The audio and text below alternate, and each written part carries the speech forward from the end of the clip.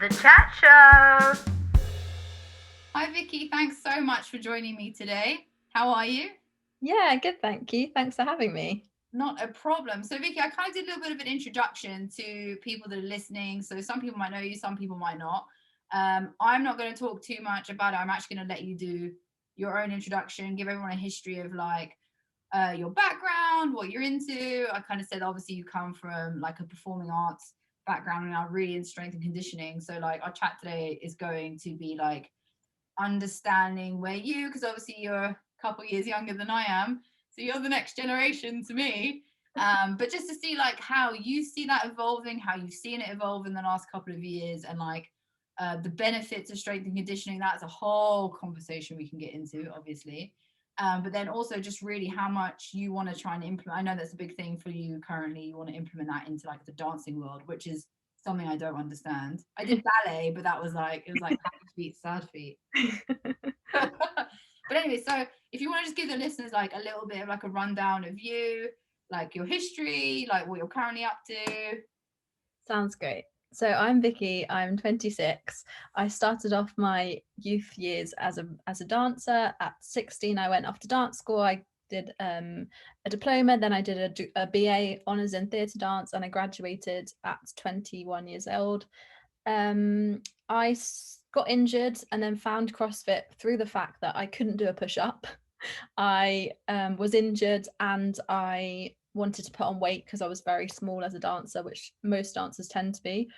And from there, I just got hooked on strength training. And then when I got more injured, my dancing career and my head came to an end from a young age.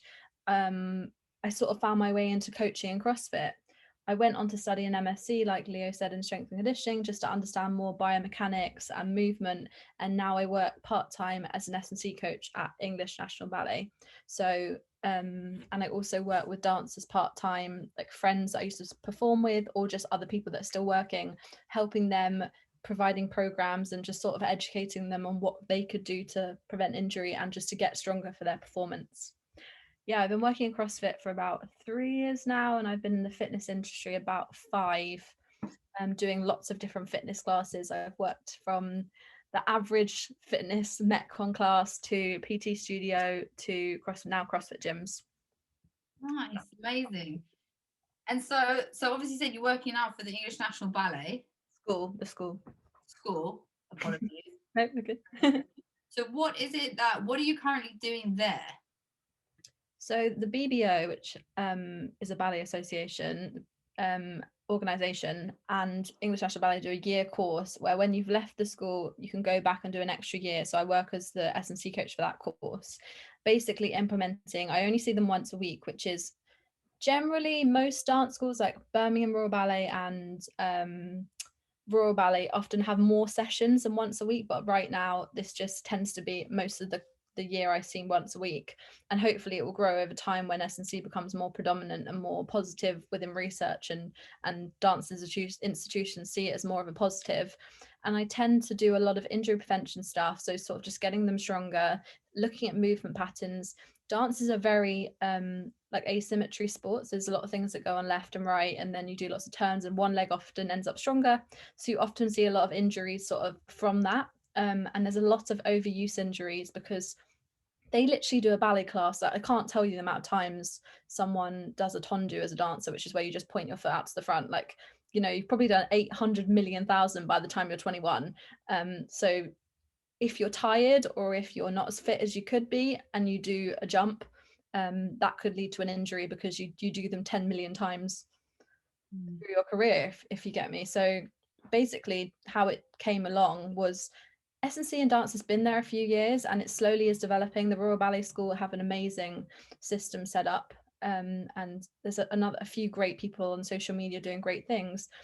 But we looked at comparatively to other sports, dancers are actually very unfit. They have similar fitness to the general population because a dance class is very aerobic, so it's very stop and starty. It doesn't really get the heart rate up. A lot of it's bar work, whereas in performance, when you go to performance, it's very anaerobic. There's a lot of stop and starts. So they saw from research that it didn't correlate. Class didn't provide dancers with the stimulus they needed in order to perform. And if you think there's lots of different people in a company, some dancers get a contract where they just stand at the back in the corps de ballet and just like are a snowflake for the whole performance, or I'm exaggerating here. So you then have to understand that if someone goes from that to a principal role, they might get like sort of moved up for a contract. They need to still have the similar stimulus needed to perform for that part and those fitness qualities, and how can we interpret that in there? And I think there was nothing in this for like so long within dance, and now research is showing this, that it's amazing how we can almost take dancers and look at them. It is a physical sport, even though it's an art, it has a physical aspect, and that's important. And I think people are trying to change that in terms of slowly bringing into institutions and principals and teachers and say, this is going to help them, this isn't going to hinder. We're not trying to make them muscly, we're not trying to make them huge or like a bodybuilder, we're trying to help them have a longer career, because dancers' career life does tend to be quite short due to injuries. Fascinating, isn't it? Like, I feel like almost with every like professional sport, and I'm going to definitely call like dance a sport, like the shelf life is so short for people that do it professionally, which I think is really interesting. And then obviously I'm not going to go into the football, like the NFL, but then like recently, like Tom Brady is like the oldest NFL player, right? He's like, and he doesn't seem to have any brain damage, he doesn't like blah blah blah whatever, right? But it's just crazy, like, to think that something that people could be so passionate about, they can only maybe really go hard for like X amount of years, because there hasn't been anything in place to prevent them from getting all those common injuries to actually keep going. And you would think that how long has dance been around for? Yeah, well, exactly. But I think with a lot of sports, like if you think about how hard you do push and how much you train, those muscles just get so overused that I think to an extent, past a certain point, your body can't hack it anymore. And like, I can imagine mentally it's quite tough adding on to that. And I think a lot of sports, they are quite tough on the body, especially something overload like weightlifting. I think overuse injuries as you get older, it doesn't tend to just be because you're getting older. Your body is just dealing with that over and over again over so many years. And I think with dance, it's always been looked at such an aesthetic sport. Like dance teachers only really care about the positions and the movements, because that's what you care about when you see a performance. And I think where it's not loaded, there's no sort of weights and stuff, people never really saw it as like unsafe. So that's never really been a priority until research has come along and said, oh, you're not really completely being as optimal as you could be. But do you not think that you would look like, and again, like you're a coach, I'm a coach, right? Like I feel like I would look at it and be like, okay, well, CrossFit's a really good example, right? The amount of like ACL and like knee injuries, shoulders. I know everyone jokes about it, right? But like that to me is like, there's a problem. Everyone's acknowledged the problem. So then why, and now it's so far down the line. So like dance, it's like they would obviously start seeing like a correlation and like a repetition in the fact that like, X amount of years in, people are, some of their most amazing performers are suddenly being tapped out because they're injured. Yes. You would think that someone would be like, hey, like let's figure something out so that, our star performer can continue being the star performer for another however many years, right? So that he or she doesn't end up going through what, I mean, logically, that Yeah, I completely agree, but I think that's where strength training and stuff has got more research. Like CrossFit is quite new in terms of like fitness and sport, so I think that's help strength training like promote. But I think, going off what you were saying, I think that ballet dancers and teachers used to think, okay, if you're weak and you are getting injured, you just need to do more ballet and get better at ballet. And Pilates has had a big place in it. Pilates is helpful, and it's it should be there to help strengthen the dancer's core and stuff. Like, it has its place, I won't argue that, but it doesn't give dancers things like plyometric training. There's so many jumps in ballet, in pieces, in theatre. It has no correlation to that because it's all done on the floor, and there's no landing drills, there's no things like balance. There's a lot of things that Pilates doesn't bring, and I think they saw it as the be all and end all of training. Oh, it's all good, we have Pilates, we're actually in reality it should be a Pilates and a sort of strength and conditioning session. They should both have their own place separately. But I think, yeah, exactly what you're saying. I just think up until now people have always thought, well, if you're not good enough, then you just need to do more ballet, and that's how we go forwards. And I think that that's still ingrained in the system, that, you know, it's the issue is you're not working through your feet and your tendons, rather than maybe you've got a lack of dorsiflexion in your ankle or a lack of stability through your lower body. Yeah, that's an interesting thought. I think the dance institutions and teachers are so behind with that mindset, because they're so focused on what they're doing and where they want dancers to be. Yeah, for sure. No, it's like a really interesting, because actually you said like, oh, you know, in their minds they were like, oh, to be a better dancer you just have to dance more. Yeah. Like, but I think there's so, and I'm only going to relate this to stuff I can relate it to, because obviously like childhood ballet is not the same, like at all. But I think that that's quite like an old mentality, and I want to say maybe like even like East, like European type style of training, because obviously like as a weightlifter, I've had a multitude of coaches from like loads of different countries, and it's definitely like the European countries that just like, well, if you need to be stronger you need to just squat more and heavier, right? But like you said, there's only a certain amount of time that you're aging every day, right? Like the weight is not. So Yeah. it's kind of like there's only so much that like your body's gonna do, and then like you said, you start to break down, right? And I think now at least, and like it's good. I think generally there's an awareness of like filling the in betweens, right? So being like, actually, to be able to be better, you need to work all the smaller muscle groups.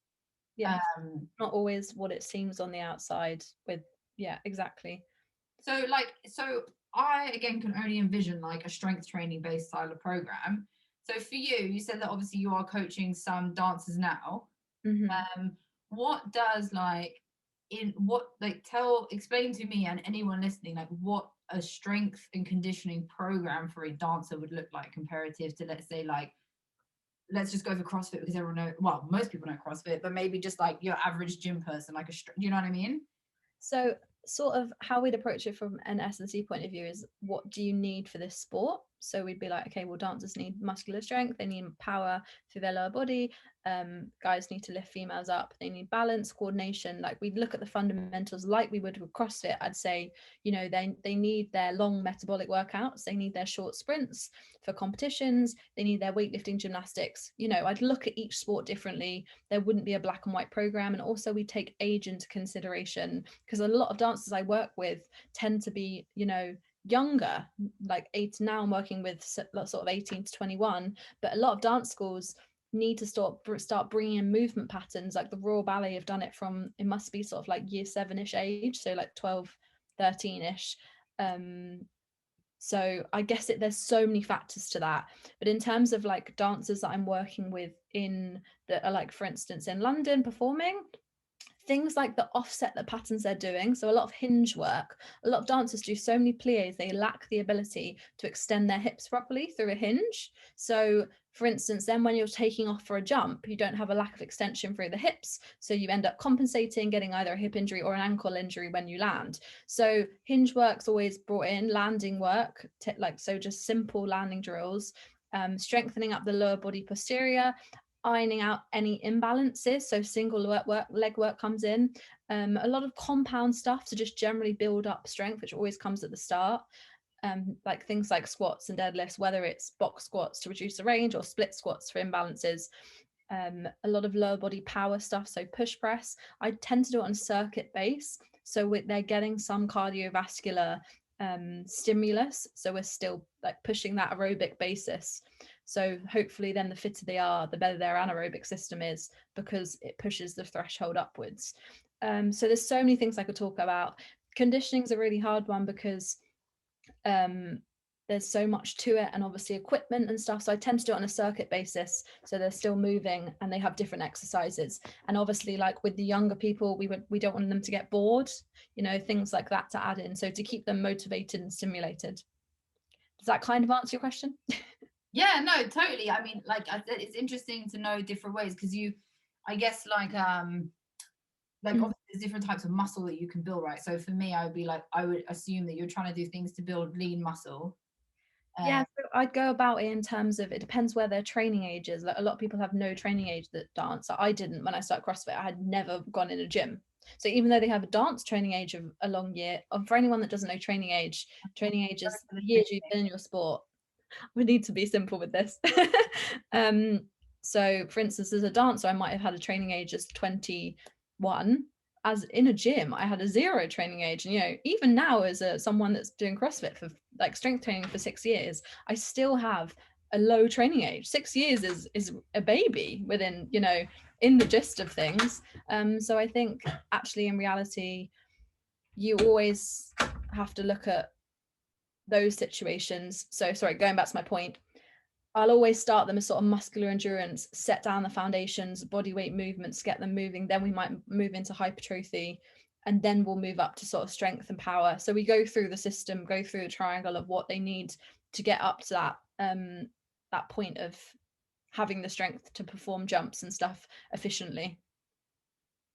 Very cool. I'm just imagining like all this in my mind. And I'm like, oh, to have like jumps efficiently. And I'm like, yeah, totally. And actually, you know what? I feel like that's even something that you just don't really think about, do you? Because again, like in a CrossFit gym or whatever, right? So as you know, like box jumps get programmed quite a lot. So for a lot of people who don't know what box jump is, it's essentially a wooden and or like kind of like soft-ish like box that can be rotated to 3 different heights. And you are essentially jumping onto it. In your average Globo gym, they usually have like plastic ones that have Velcro to the side that you can like stack up. And in most CrossFit gyms, they're wooden. So there's a lot of fear of like hitting your shins on the side. But actually, like literally, I think jumping is something that everyone just assumes Yes. everyone can do. Yeah, 100%. And you don't think like, to a lot of coaches won't think to implement like a lower range jump before they're just like, here's the box, this is the RX, just give it a go. Like, and you see people that can jump well and do have stiffness through their calves, like because people thump and you're just like, oh, there's no stiffness developed like through that movement. And I think it's hard because obviously we know things like how nowadays plyometrics within weightlifting has become a thing, right? The more like you say with box jumps, a lot of coaches are seeing the benefits of that. So I think research is always changing. And like you say, European wise, or maybe just there will always be old fashioned coaches that will say, no, we're just going to snatch, we're just going to do squats, and then we're just going to do pulls. We're not going to add fancy box jumps or like, this stuffing. I think just times are always changing, and it's the coaches that will be there. Like with dance schools, there's a lot of dance schools that don't even want to open their eyes to S&C. And I think it's the people that want to that will grow quicker, and they'll make more money because those coaches will be there and people will see that. And social media, I think, is a big thing now because it shows the people that are trying to make the change because they are right in front of you rather than the people that aren't. And I wouldn't say there's necessarily completely right or wrong, but yeah, those are my thoughts. I feel like social media is a weird one, especially like in the past year. I feel like, a person does a squat and all of a sudden they're like a fitness professional. Yeah. And sharing their opinions. And actually, I'm just going to segue slightly back. So what was interesting was that I interviewed CJ Murphy, who's the owner of Total Performance Strength in Boston. Oh, cool. And he's been he's like an old school competitive powerlifter, strongman. And he's, kind of out for the count now because, like you said, his body broke down. I think he sustained a really bad injury during strongman. He didn't really want to talk about it. I think it was a bit emotional. But, and, obviously he's like still has this gym. And he made a really interesting point of saying that he was like, if you look at like Team USA weightlifting, he's like, they've never won, right? He's like, they've never won like any competitions. He's like, because the Americans focus so much on speed and technique. And he was like, rather than strength. And he's like, he goes, of course, like traditional strength training is really fucking boring, right? He's like 6 weeks of 8 reps 3 times a week or whatever. He's like, it's super boring. Yeah. However, it does exactly what it says on the tin. And he's like, the countries that win emphasize strength over everything else. And he's like, I could take you for, 2 to 3 months, do nothing but put you under like a strength training program. Yeah. And you cannot tell me that at the end of it, you wouldn't come out with stronger Olympic lifts. Yes. Your overall body strength has got stronger, right? So I thought that was like a really interesting, like, you know, especially like for an American saying that about American, I was like, oh, Yeah. cool. But it's also actually really true. And I think, like you said, like with programming and with coaching, like I think nowadays, like the internet is full of people that have their opinion, and Yeah, and I think also going back to what you just said, velocity-based training is becoming really popular. It has been in America, but it's coming more over to the UK within research, which is velocity-based training for people that might not know. so basically where you look at someone's speed they can apply to the bar, and you use that to work out where they should be training in order to increase their lift. So instead of using an RPE or a percentage base, so you'll look at their velocity and say, oh, this is how fast we move at this weight. Okay, we'll stick here today. So then no matter how tired you are for your sessions, you know you're working at a certain velocity. So it kind of offsets the sort of oh, I'm tired today, oh, I'm tired tomorrow, oh, I feel great today, by using that system. And I think it definitely has its place, because essentially we as a weightlifter have to be able to apply power to an object, and that's what velocity really is. The more you can power you can apply to the bar, the faster the bar will go up, so the more weight you can lift. But like you said, fundamentally having that strength to be able to apply the power to the bar is just as important. So, you know, getting with too fancy things, getting too focused on something can also hinder a way like strength training. If we just took the dancers and said, stop doing ballet, all you need to do is squat, they won't end up as a dancer. So I think it's like understanding where everything's place is, and maybe it's not right for someone, maybe it's right for someone else, and accepting like there are other things that will work, rather than being too channel visioned, exactly like you said, the conversation you had. So I like that. Yeah, no, I thought it was like, it was like kind of when someone just says something to you so like matter of fact, and you're like, it was very true. I never really, and I followed like a multitude of different programs too, right? I've done like the European style where like I literally broke. I've done the American version, like I've done a variety, and it is interesting because I guess like fundamentally it's the same thing for dancers, right? Is that like if you just keep only doing ballet, Yes. like that whole, you might get better technically, but the rest of it is not so good, right? And it's like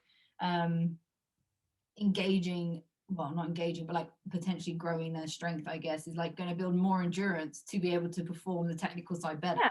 And like in the simple terms, I always say, the fitter you are, the less tired you'll be, so the less chance of injury, or, you know, more chance of performing better. From a really simple standpoint, like you say, the stronger you are, the less chance your ankle has of buckling over if you have good stability and strength for the lower body. So the less chance you would have of falling over through performance. Like from a simple level, yes, but social media doesn't like to portray that in a as fancy, right? Because it's too it's not fancy enough. It's but yeah, I think also dancers tend to, if you look at studies, most dancers do undereat or are underweight. So I think, you know, there's things like loading your body through all these positions whilst constantly being in underweight or undereating. It can also like put pressure on injuries, because, you know, your risks are increased.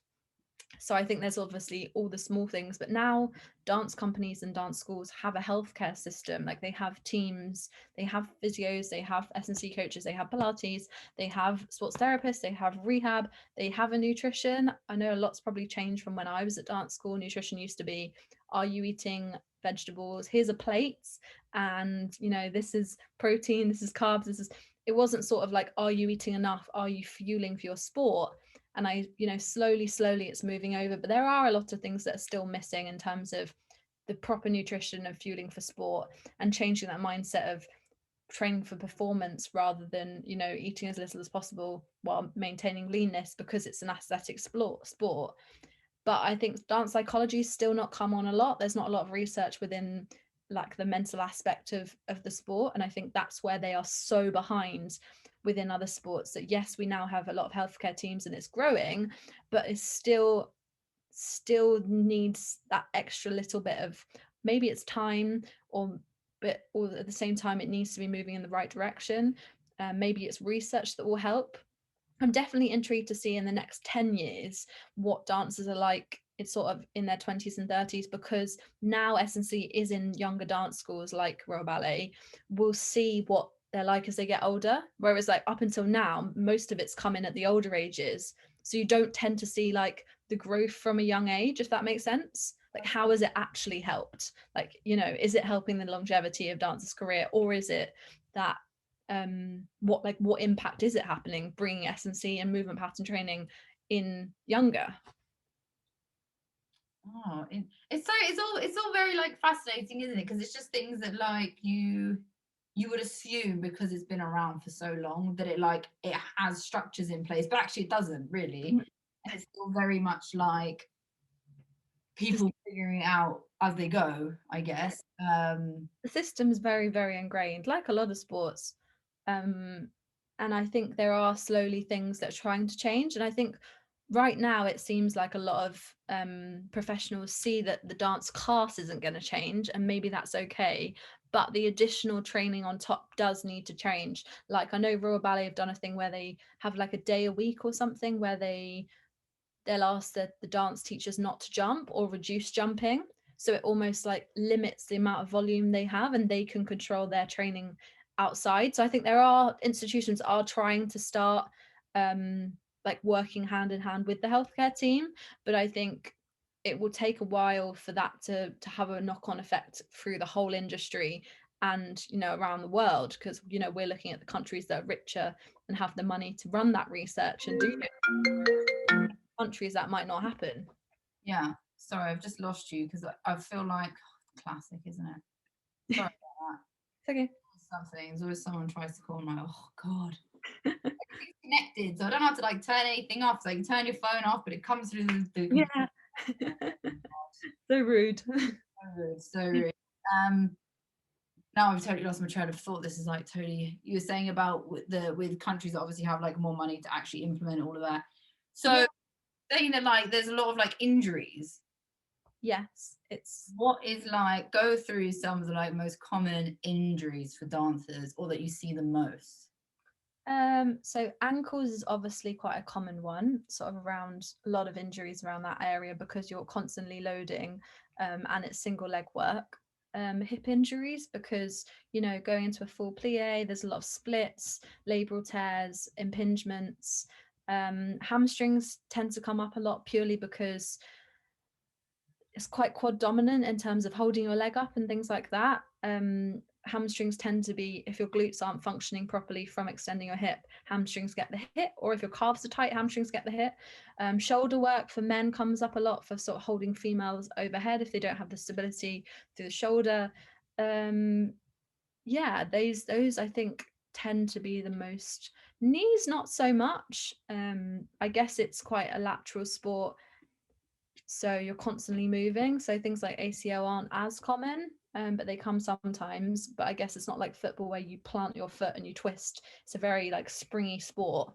So yeah, they're the common injuries, which a lot of things like strength training have shown to improve from lower body strength, increasing lower body strength, and just increasing general stability and core work, which things like Pilates don't provide. So I think it, you know, dance institutes are starting to see the positive benefits of it, which is something. Oh, that's really, I feel like I just envision injuries and I'm just like, I cringe. Like, I guess it comes in any sports. I think it's just that dance has taken a while to take a global approach to its injury prevention and in like dealing with injuries. Like now when a dancer's injured in an institute, they have a good rehab team and have ways to bring them back, whereas before, sort of, if you got an injury, it was like you're out of the company and your career's over, sort of like when I was younger. So I think, you know, there's lots of things that come into play. Dealing with eating disorders, that's been around for a long time. And now, you know, fueling and eating for your sport is becoming a lot more popular, which probably goes hand in hand with, you know, society generally changing toward their mindset towards skinny, not particularly always being the most ideal body type that everyone wants. yeah, I mean, I also feel like that was very like 2000, wasn't it? I just started watching a TV show called Chicago Fire that's obviously like really old and was clearly season 1 was clearly filmed like at the beginning of the iPhone. Yeah. They've all got the first version of it, and like that probably was like a really big deal. but like every woman on it is a twiglet. Yeah, well, I guess, yeah, it's that generation. The generation above us didn't really talk about, you know, even now when I go to see my grandma, she's like, oh, you've lost weight, or oh, you put on weight, the first thing. So I think it's just like very much a generational thing. But when it's affecting your sport and your performance and potentially your career, I think that's when the line has to change 100%. So, like, speaking of obviously like eating disorders and stuff, I think more importantly, what is, and I know that you do nutrition as well. So like maybe just explain to people the impact on your body physically of undereating, and not even just undereating, continuously undereating. Yeah, so I guess things like you lose your period, it affects your bone, you know, your bones, they're getting a lack of nutrition. You know, they have the bone density decreases, you lose muscle mass, you're fatigued, you're tired, so chances of injury really increase. And I think, you know, in the long term, just all your general health, your body's not functioning properly, your thyroid, everything's like just stops like functioning as it should be. And over time, you know, it takes a long time to recover from that. Things like, you know, people will not be able to have kids as they get older because, you know, they're down there's not working properly because they haven't had a period for 10 years. And you know, it takes time for that body to get back to working order. And I think just the chances of injury are just so much higher from undereating because, you know, your body is constantly in a fatigued state. Things like sleep is hugely affected because, you know, you're hungry, so, you know, your sugar levels are all over the place, and you see that a lot. And I think just generally mental health gets so impacted. People get warped views of what they look like, of comparison.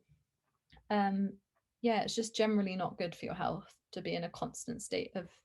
You see a lot of yo-yo eating as well, and crash eating, and, you know, I won't eat the whole week. And I think also it goes back within dances of society's views of food and health. A lot of people don't have a view of, they still see carbs as a bad thing, and sort of like, you know, bread will make me put on weight, without understanding that these are just macronutrients. They're just sit into few food groups. And yeah, maybe refined sugar is not amazing for you, but, you know, we need to be fueling our bodies properly rather than just cutting foods out because we think they're going to make us fat. Yeah, and it's interesting actually because like first and foremost, I mean, like eating disorders on a whole is like a whole another ball game, and I feel like that is just like a realm that is like a whole separate discussion. Yeah.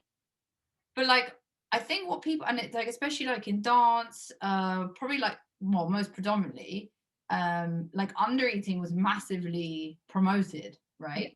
And with dance teachers still call dancers fat in class. They'll still be like, oh, you need to not eat the donuts. And you know, there's a view of healthy is underweight. It's still there. Well, exactly, but it's like it's really strange because like even with all the information we have now, right? To still promote that, knowing just physically how bad for you, like malnourishment. I mean, what's okay, actually going down, I've just segued now with the malnourishment thing. But like, you know, I remember like growing up, you would always see like newspaper articles about like kids in poverty-stricken countries, and they're like, look at these malnourished children, they're undereating. And it's like you see that, and you would think that like by seeing that information, you would understand how bad that is for you, like on a health level, right? And then you put it into this world of like dance where you're actively promoting young girls and boys, because I know there's men in there as well, to undereat, knowing the implications of what it actually does to you physically. Maybe not like to the full capacity that we now know because, you know, Google and like science. But I feel like that in itself is like one whole thing, right? And then like the mental impact of, like you said, of then like actively promoting this, actively like telling young impressionable kids like you're too fat, you know what I mean? Like I think especially as you're growing up, right, like you haven't really fully mentally developed yet, like you haven't really figured out that like you don't really give a shit what people think, and you're so impressionable, right? And obviously like again, mental health, it extends into so many different other realms because you're looking at like, you know, what is the kid's family background like, right? They could come from a really bad background, and all of a sudden you're telling them they're like, you know, they're too fat and they're shit and you need to eat less, and like that just, I mean, it's such a sphere of like things that can go wrong, really. Yeah. But I guess also going off that thing of the growth and understanding, it's such a bubble, like, you know, and doing any sport, you know, you literally are so focused. With dance, you go to dance 5 times a week or however many, you know, until you're like 16. Then when you go to dance school, you're around these people all the time. When I was in my vocational, my 3 years of professional training, I'd go to the gym before class, I'd do some cardio. After college, I'd go to the gym and do some weights, because it's such a sport where you feel like when you're in that bubble, if you are not doing everything you possibly can, someone else is doing more than you. So you feel like you have to be working so hard. Whereas with weightlifting and other sports, it's very, very promoted that rest is so important in order for recovery. And in order to be optimal for performance, you need that rest and recovery. But dance, that mindset isn't there. And I think no one is developed, because you're in a bubble through all those years, everything around you, you want to be better than everyone else, and if you're not, someone will do it, someone will get that job. There's not a lot of jobs, the top companies are very picky, so in order to do that, you have to do it. And I think people don't want to make that change. They will do what it needs to take, what it is to get there, and they'll just accept that that's the way they have to do it. And actually, when you've been in that system as someone who's been in that system, you don't know anything otherwise. Like, it wasn't until I was like 25 and I was weightlifting that I realized that, like, I was massively overtraining. But like, you're not really overtraining because you're not training optimally, because you're tired and you're fatigued. So no wonder I got to a jump section at the end of class and I couldn't get off the floor. And my dance teacher would be like, oh, you're terrible. Like, you're terrible today. You need to go away, work on your jumps. In reality, I was probably so exhausted and not eating, but no part of me in that point of my life could look at that and be like, oh yeah, no, I'm not terrible at jumping. It's definitely my jumps. I definitely need to go away and do more jumps and add more to my plate, because that's what you need to do to get there. Like, you know, if you have that such driven mindset, you're so engaged in it. You know, most people that do a young sport, they don't grow up until they're older, because they've been in such a warped small world. So yeah, at 21, I didn't go out and get drunk with my friends. I didn't go do all those things you sort of do at that age, because I was so driven. And I think that's almost where it's become acceptable, because no one looks at it like you and thinks that's not very logical, like that's just silly. because Sally next door will be doing more, you know, an extra hour of work than you, and you'll be thinking like, oh, I need to do what Sally does. Yeah. Does that make sense? Yeah, no, 100%. I mean, like, look, and again, like, my logical thinking comes from being 10 years in the industry now. Yeah. Yes, exactly. Back on it, and like, I've suffered from eating disorders, and actually weightlifting, I don't want to be one of those people that's like, weightlifting saved my life. It didn't save my life, it changed my perspective. Yeah. And it was like, and actually CrossFit changed my perspective, because it was like, I wasn't training for anything, right? So it's like, I would be I would undereat, I would go to the gym for like 2-3 hours a day, right? Every day. If I didn't go, I mean, the self-torment that went through my mind was unreal. And, you know, I actually had a PT trainer once that was like, you're training the same amount as like an actual athlete. Like, an athlete, like, what are you training for? And like, the answer you can come up with, right, is like, to burn calories because I want to be skinny. Yeah. It wasn't until, like, you know, then I found CrossFit, where all of a sudden there was an emphasis on like, you need to eat. Yes. Like looking after your body, your health. And I think that's where CrossFit has boomed and has its place. No matter what anyone says, it's brought a lot of performance-based training and goals to the industry. At the same time, it's okay for people to go take a fitness class, and just do a class. It's okay to not have a complete goal and do 3 hours of running because you enjoy running. Like, there is a place for that, isn't there? And I know that's not at all what you're saying, but I think those sports have brought a lot to people. And I think people have to make those mistakes and they have to diet. And, you know, I've had a lot of coach discussions with people being like, oh, I hate that side of the industry, or I hate that this PT did this for this person. But I think you have to let people live their own journey. And yeah, you can try and educate them and say, these were my mistakes, but you have to accept that other people might make those exact mistakes too. And that's okay. Yeah, I mean, the whole concept itself is just so interesting. And actually, something you were saying just now made me think of, like, so I'm really into like American sports. Like, I love how enthusiastic they are. It's called Last Chance U basketball. So they did one for football, American football. Now it's basketball. they're showing these kids, right, and they are putting these kids through, like, I would die. The training sessions they go through, the cardio is unreal, right? But then showing you these kids who come from really poor backgrounds, you know, they're saying that, like, generally, like, they'll live off the same pizza for 2 or 3 days. They're doing 3-hour-long training sessions, and then immediately after their games, the coach sends them to the weights rooms to move weights. Yeah, it makes you just want to cry, doesn't Well, it? all that I drill into my people is, like, if you want to build muscle, I was like, stop doing cardio and, like, allow the lifting of the weight to be your cardio. Just move a bit faster or go a bit heavier so that your heart rate increases, right? Because you're trying to build muscle mass. So I'm watching this and I'm like, obviously, like, whatever, it's a TV show, and I appreciate that, like, they're trying to help, like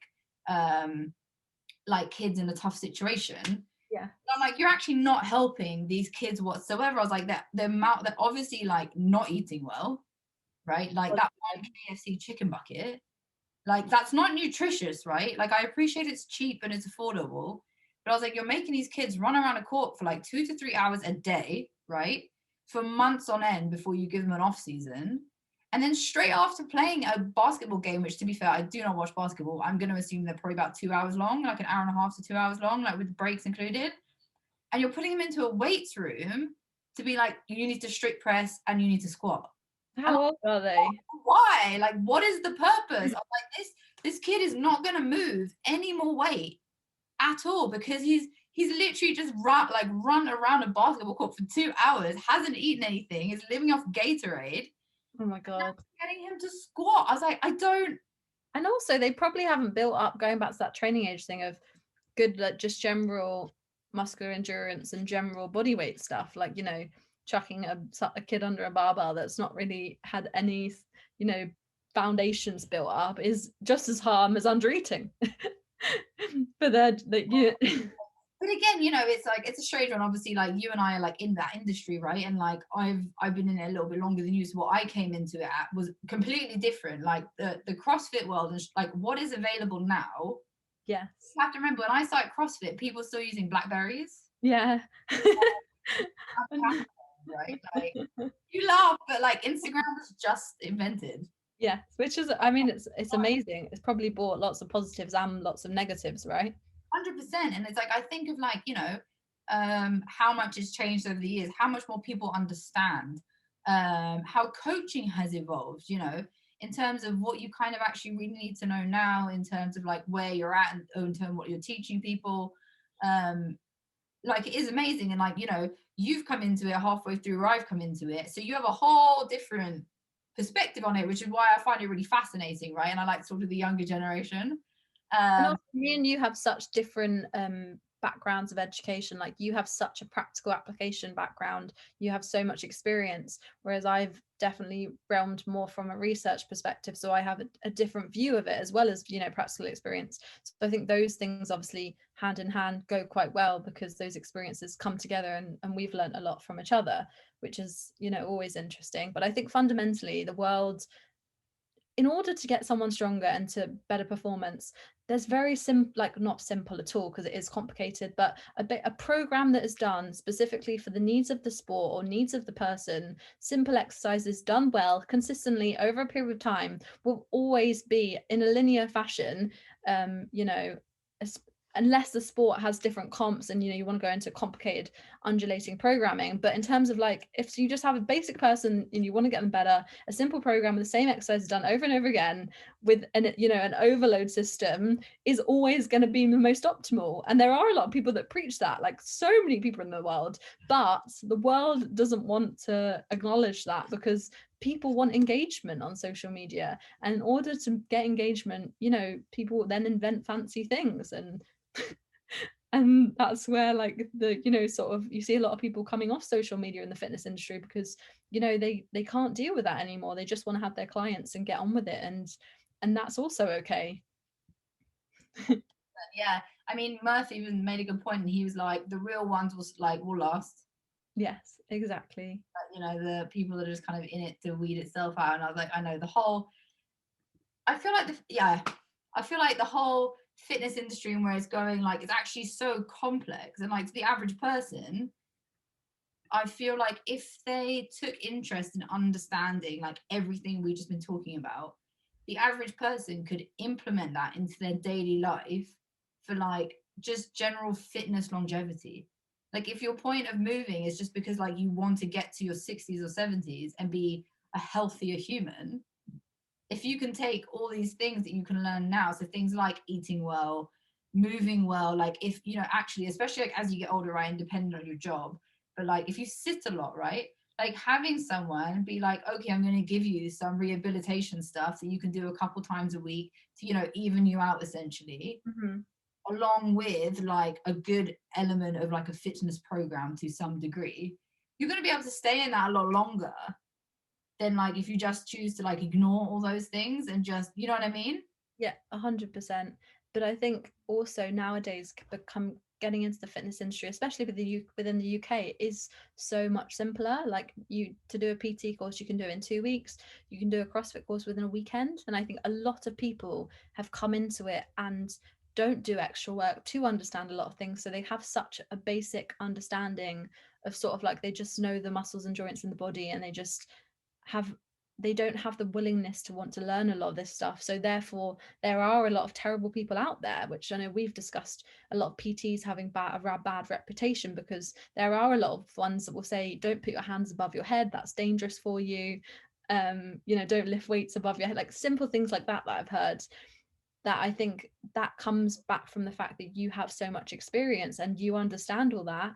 But simple things like lifestyle approach, you know, it is still hard for a lot of people to have a good diet. It is hard for a lot of people to have 8 hours sleep, and people are more worried about what supplements they're using and their workout program than just getting the basics right and then adding those things in. And I think the world's approach to that is hard because companies make money off supplements and companies make money off crazy workout programs. But you know, on a one-to-one coach level, like you say, the first things you'd look at are sleep, nutrition, recovery, mobility work, and you know, then you'd start to add more things to a program. So I think it's almost a money driven world that holds the industry back from actually helping people's health. That's kind of my view Yeah, of it. definitely. I was like, I feel like everything you just said, I was like, say it louder for the people in the back. I was like, it's so true. I mean, like, you know, like I don't come from it from like an academic standpoint like you do. Obviously you went to school, like I said, I was very much like hands-on. I had to intern for a year. I did every hour that was available, learned from those different people, flew across half of Canada and the US to like learn like that. I think that's how I learn best, is like that's how I absorb, you know what I mean? Like I wasn't, now as I get older, I'm like more chill with like academia and like actually like, sitting and reading. But you know, like as an 20-year-old, I was like, no interest, as I need to be talking the whole time, and like I need to move as I learn. I need to feel what I'm teaching. Yeah, and you've obviously learned from so many different people as well. You've watched so many different coaches, and that brings a whole different scope to like working in a few companies.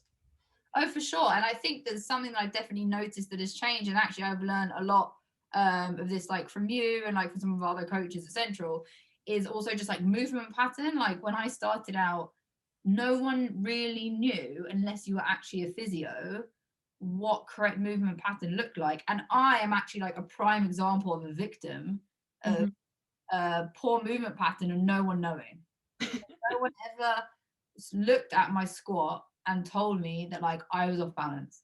So Yeah. I was loading and loading and loading, right? And then it's like it took a long time, right? It took probably the better part of 7 years, but it Yeah. got to a point where finally I was like, I can't walk. Like I can't, lying down hurts my hip, right? Yeah. And you got used to that. So you accepted that this was just because you're an athlete and this was part of it, rather than picking apart of what you were doing. Like it took you a while, right, before you were like, oh, I actually need to look at my movement pattern. I don't think anyone knows or knew that was the difference, right? And I actually feel maybe I'm really biased because obviously I know you. Yes. And I'm like surrounded by people that like actually like study that. So now I'm way more aware and way more interested in movement pattern. Yeah. But I would go as far as to say like the average person, there's probably people who understand movement pattern and how to spot it are probably a minority. Yeah. the fitness industry, which is like, would you say like maybe? Yeah, well, I guess, like I said, because of how easy now it is as an entry level, I agree on that front. Yeah. Yeah.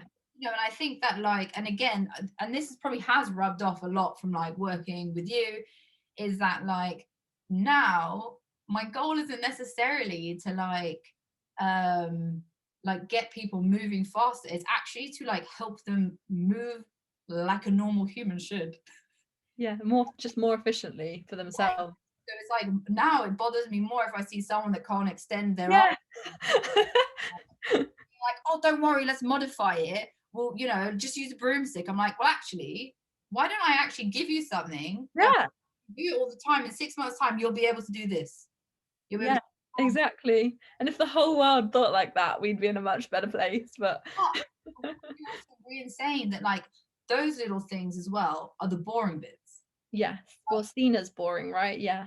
Exactly, right. And it's like the rehab, they're trying to get you there.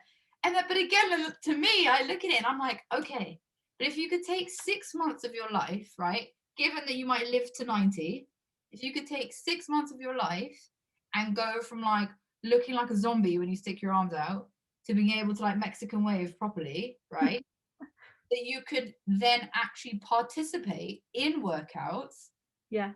full capacity, isn't that worth it? 100%. But I think it comes back to what people want and what they need, which is hard as a coach, because people come into a CrossFit box and like we've seen it a lot. Oh, I want to be able to snatch, and then you'll get a bar overhead and you're like, or a PVC pipe, and you're like, oh, you can't hold your arms overhead. And to say to them, especially a male, as you know, a 25-year-old girl, you know, I'm really sorry, but I don't want you to move past the PVC pipe yet. It's hard. Like, so you want to give them what they want, but you also have to figure out to give them what they need at the same time. So I think it, like you say, everything you just said I completely agree with, and it's pretty much my whole ethos as a person and a coach. But also at the same time, Every time I feel like you just want to be like, I'm doing something. at the same time, you want to give people what they want, right? I'm doing Zoom, doing an interview. Keep going, my love. I was just saying, at the same time, as much as you want to give people the snatch what they want, you also have to fundamentally give them what they need. And I think that gets lost with classes and gyms, because like just a general class person that's only done like a weekend course will just say, yeah, grab a barbell, let's get moving. And like you say, they'll just modify every position, which is fine. That has its place. They want to do it. But at the same time, like you said, it's not fundamentally fixing them for the longevity of their sport or their general like joint health. Which, yeah, and you do get a lot of people. I've had a lot of clients come up to me and say, I do want to fix this, like I will invest, but you know, it takes that willingness to say, I want you to sit doing these stretches 3-4 times a week or even twice a week. You know, that takes self-commitment in itself, and you as a coach can't make someone do that. They have to do that themselves unless they come to you for PTs. Yeah, 100%. And you know, and again, I don't want to get like too much into it, but I feel like that is now, and again, it's only because I'm like nearly a decade in, is like definitely one of my gripes a little bit with CrossFit. Actually, you know what? There's so many things that I feel that like now I don't necessarily agree with in terms of like the level one. Look, I was really fortunate, like I said, that like my coach basically was like, you do not know anything from 2 days. You know, he's like, a year, like minimum, you are going to be an intern and I'm going to assess you every single class you need to do. You know, I had to show that I put in the time, I put in the research, I like understood what I was doing and why. Well, it doesn't give you any actual practical teaching, the L1, does it? You don't actually have to demonstrate any coaching skills. It's very much a course that's set up to introduce CrossFit and give you the basic foundations of what they believe and what they want to project as a coach. And I guess the L2 then brings more of the sort of coaching and assessing, right? Yeah, I just think there's so like, I think there's so many things that are like missed out maybe that could be further emphasized in CrossFit. And like sometimes I feel almost like, especially when it comes to things like injury, I think definitely the last few years, like Ron Mod and stuff like that have like made like mobility cooler, and like people like want to do it. But again, like I wish there was maybe more of an emphasis on people when they do go to do the level 1, and like to be like, you know what, actually you need to then further take like something to do with mobility, or like something that further helps you understand movement pattern. Yeah. Or you, because like you said, like with the level 1, there's so many people. When I did my level 1, there was people that I just couldn't fathom that were like, oh yeah, like I'm opening a CrossFit gym, and I was just like, But yeah, but I do think a lot of that's where it has got a bad rep, and I think they just expect that people will go away and then do that stuff like themselves if they want to be a good coach. But I guess it's hard. A lot of places probably don't cover insurance as well on if you've literally just have that weekend course. I don't entirely know the insurance risks of everywhere. But I think I completely agree with you. But to an extent, it also, a lot of people don't do the L1 just to become a coach. Like there's so, a lot of people just do the L1 because they like CrossFit. Like this, there's, I don't know how many L1 courses there are, but there's tons. Like a lot of people nowadays have an L1 even, within the fitness industry, because it's, like you said, it is quite accessible to get, but it doesn't set you up. It doesn't have any coaching training within that. And I think, yeah, maybe you could try and change that system, but maybe it does force the people that want to stay in it for longer to do that work themselves. So yeah, I agree with you. But like here we are today, both of us with like a lot more qualifications and a lot more experience, right? So maybe it is just an entry level, this is what we do and this is what we're about, and we accept that. like you said, like the ones that want to stick around will stick around, right? So like we obviously have done whatever we need to do because we want to stick around. Yes, exactly. Yeah, I guess like maybe I just kind of contradict. I guess like when you say it, you start discussing it, it's true. But there is so many things, and like I said, like now I feel really fortunate that I've, been around people like yourself that like do have such an emphasis on stuff like that, because it wouldn't necessarily have been something that maybe I was like super interested in, right? But again, like as I get older and like my body can't handle the same thing it used to, I do get more injured like part of the previous injuries like start to creep back up again, because like you don't recover the same way anymore, you didn't really rehab it properly, blah blah blah, whatever. So it probably even stems from a selfish purpose of understanding the sheer pain I've gone through to be, I don't want anyone else to ever feel that. Yes, and CrossFit is seen as a sport. That's the thing. It is going to be harder on your body than someone that just goes to the gym and does a bit of a run, because you're meant to progress, you're meant to overload. And I think that's actually something important to anyone that does listen in. If you are someone that does sort of do recreational CrossFit, you should find yourself a good physio and you should find yourself a good PT. And if you feel like you aren't with someone that is getting you, who believes in those sort of things, then you should move on. If you don't have a coach that gives you that mental support, for females, like understanding of things like your cycle, like all the things that add up, move on, find someone else. You are a product of your environment. And if you feel stuck within your training, or like Leo said about those things not being there in the past with her with coaches, that's almost your responsibility to move on. And it's hard when you don't know those things, but I think there's so much stuff out there now. Like you said, there are YouTube videos with mobility stuff on there, but I think a lot of people in CrossFit wait until they're fully injured and then panic and then don't know what to do. But so I think having a good team around you and support network is fundamentally really important if you want to do CrossFit for a long time, even if you just do it as a hobby.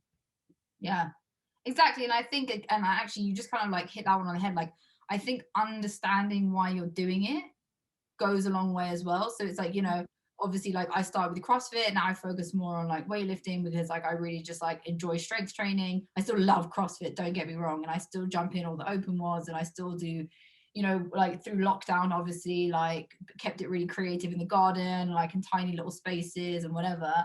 But again, like with my own injuries, like I have a lot of time where I look at it and be like, why, like what is the actual, like why are you doing this weightlifting, or what is the actual intended goal? And if it's like because I just love it so much, and I was like, okay, well then just take the weight down and get really good and efficient and pain-free, lighter, because you've still got the next however many years to do it, right? Like you don't need to break yourself now because you're too old. Like, you're not gonna like make it anywhere.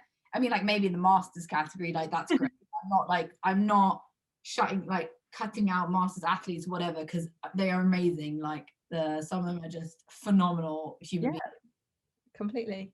But again, it is one of those things. It's like, if the goal is to move better, and like you and I both know, like, I think we're probably envisioning the same person when I say, we have one person that is convinced that by continuously coming to a group fitness class that their mobility is going to get better. And it's like, but it's not, right? Like, that would be like going to Topshop and assuming that the more you go and the more you try on jeans, eventually they'll just make a jean that fits you because they've seen you so many times.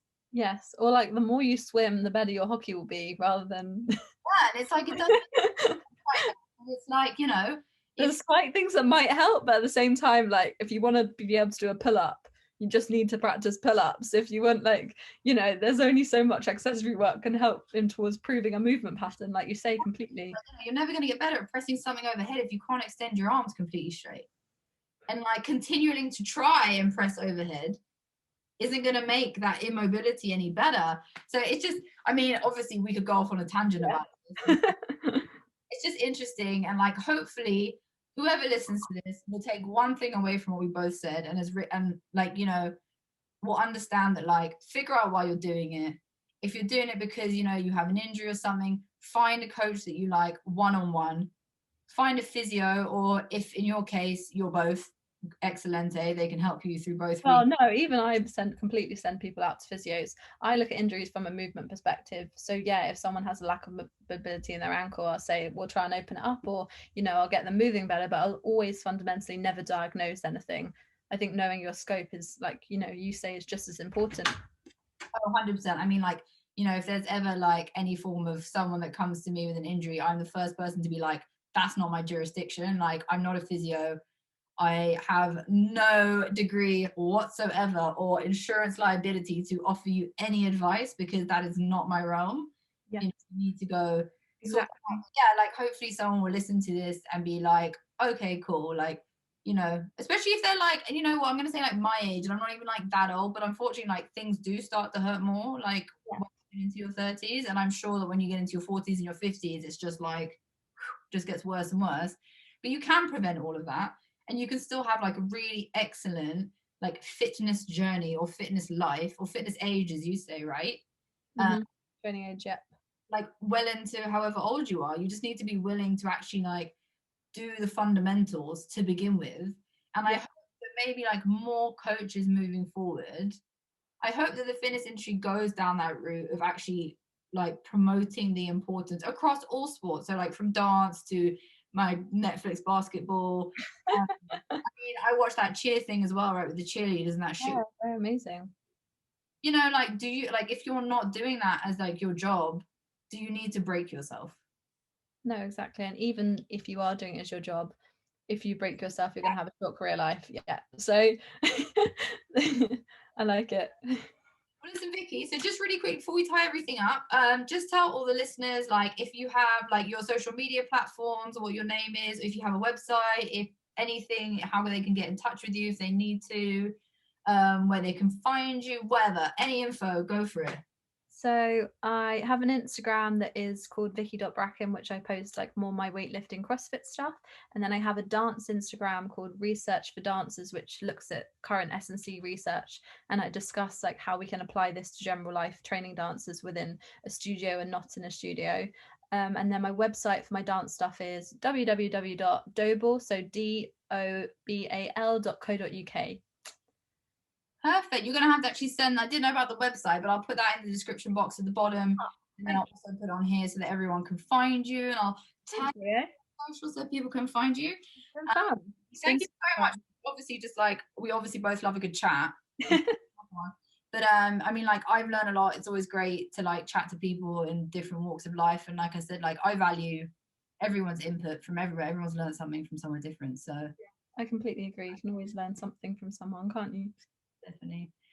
All right, Vicky. Well, thank you so much for joining me today, and hopefully we'll catch up again soon. Sounds great. Thanks, Leo. See you later. Bye.